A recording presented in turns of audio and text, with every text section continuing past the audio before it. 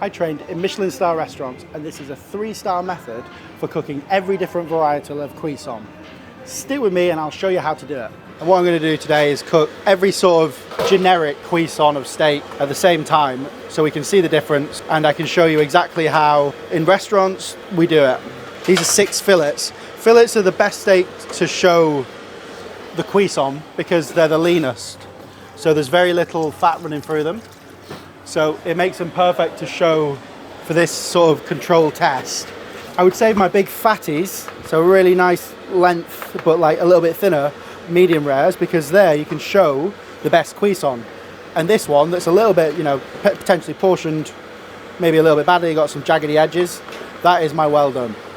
No offense, well done eaters, but I'm not going to try and choose the nicest fattest steak, they're the same weight, so you're still getting the same amount of steak, but it's a very different thickness. And if you're ordering a well done steak, it sort of tends to mean that you're not really interested in the cuisson. This is a grill, but the same principles will apply exactly to just cooking in a pan. So I've just turned the steaks once. That's to get the nice cross hatch on each steak. There we go. That's the flavour, that's the Maillard reaction. So you want as much of this as possible. Without affecting the cuisson, or importantly, giving the steak a grey line. So a grey line occurs when too much heat goes into the meat at the beginning and you don't turn your steak enough. So Heston famously says that you should turn a ribeye steak every 30 seconds. So this has been about 35 seconds, 40 seconds, and now I'm going to turn. There is a sort of ongoing myth about never turning the steak, and that's to do with the Maillard reaction. So you want to develop that crust really, really nicely and really slowly, but if you never turn your steak, you can get an uneven cook on each side. So sirloins, ribeyes, fillets, all slightly different. The guiding principle being the fillet has the least amount of fat. So it's very lean. It means that you have to treat it a little bit more delicately than any other steak. Most chefs like a ribeye because it's got more fat and it means more flavour. So in your cast iron pan, if you're doing this at home, really, really easy. You're just doing this with a pair of tongs. Importantly, my blue straight into rest. So that's been cooking for 3.5 minutes. So that goes straight into the drawer. Something with a blue steak, it's actually magic. Whatever temperature you take it off the grill, if you put it into a good 40 degree resting drawer, it will always come up. If you don't have a resting drawer, flip over a lid of a plate and leave it under there. Exactly the same at home. I've got my steaks now. They've got a nice crust on them. What I'm going to start doing, in the restaurant, I would leave these on this top grill to cook for medium rare, but because I'm trying to show you how you could do this at home, I'm going to choose my fattest steaks, and I've got my blue in the drawer. That is going to be my rare, medium well done. And I'm going to show you how I'll take the temperature out and at what time I will take them out. So once they're in there, I'm going to set a 2-minute timer. And every single 2 minutes, we're going to flip those steaks. Okay, so the timer's gone. That's 2 minutes in the oven. The oven is on 180 degrees. Rare steak is going to come out. Okay, so medium rare's coming out to rest. Rare, blue, all feeling good. One more flip.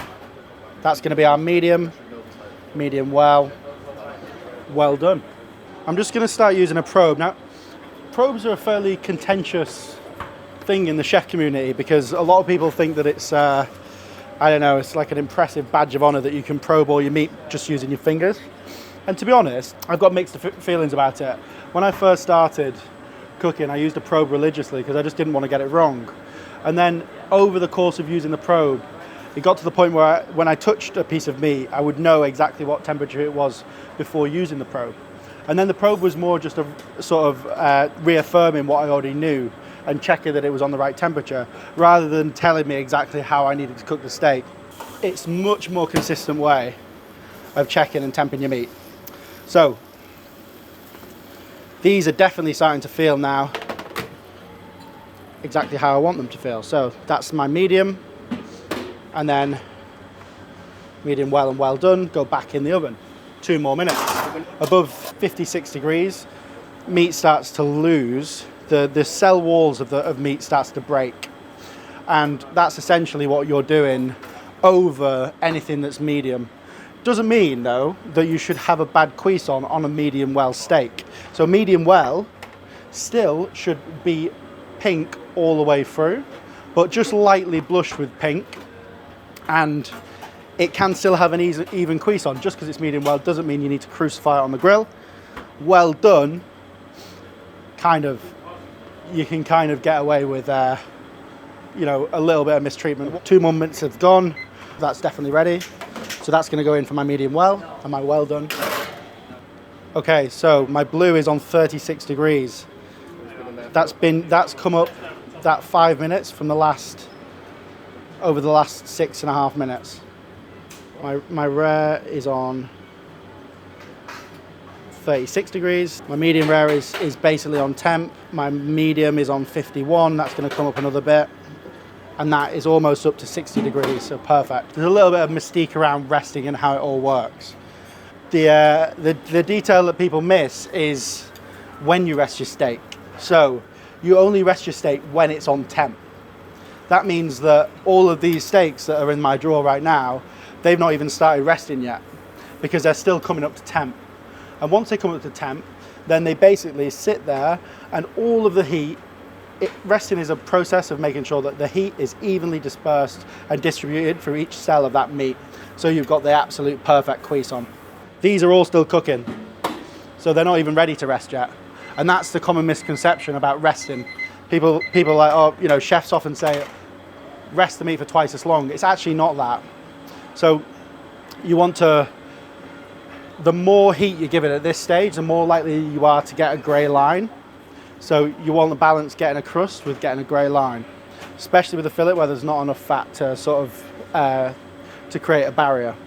So in terms of this one, I know that basically in the next 2 minutes, all of those steaks in there will be ready to rest. And then I'm going to set a 10-minute timer. This is basically Heston's training on how to cook a steak.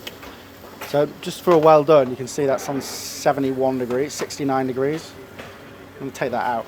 So well dones are different because the drawer or anywhere you're resting your meat isn't on 70 degrees, so it means that the heat is going to dissipate, and whereas all of these will climb in temperature, this will actually slowly drop in temp. For all restaurants, the most, even with this methodology, the most complaints any restaurant will ever get is about cooking of the meat, because some people ultimately don't know their cuisson. So at least us following this system knows that we know that we're happy with what we produced.